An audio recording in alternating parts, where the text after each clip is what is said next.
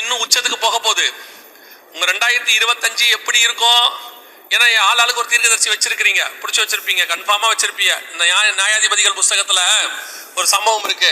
என்னன்னு கேட்டா, நான் உனக்கு ஒரு மாற்று வஸ்திரம் தருகிறேன், ஒரு வெள்ளி பணம் தருகிறேன், என் வீட்டுக்கு நீ ஆசாரியனா இரு அப்படின்னு சொல்ற மாதிரி நீங்க எல்லாம் எப்படி ஒரு ஊழியத்தை பிடிச்சி வச்சிருப்பீங்க. கன்ஃபார்மா ஒரு சர்ச்சை இருக்கும், பத்தாவதுக்கு நீங்க எக்ஸ்ட்ராவா ஒன்று வச்சிருப்பீங்க.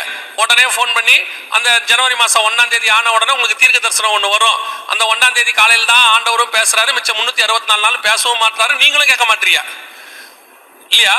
ஜனவரி மாசம் 2ஆம் தேதி எல்லாரும் கேட்கிற கேள்வி, இந்த வருஷம் தீர்க்க தரிசனம் என்ன சொல்லியிருக்கிறாங்க, என்ன வந்திருக்கு, என்ன வேணா வந்துட்டு போட்டோம், என்னப்ப உங்களுக்கு என்னப்ப இல்லையா? போன வருஷத்துக்கு இந்த வருஷத்துக்கு என்னன்னு உங்களுக்கு தெரிஞ்சுக்க அவ்வளவு ஆசை. தீர்க்க தரிசனத்துல போய் தெரிஞ்சு நீங்க ஏதாவது பண்ணீங்களா? அதான் கேள்வி. அவங்க நிறைய சொன்னாங்க, ஜப்பான்ல பூகம்பம் வரும்னாங்க, என்ன பண்ணீங்க?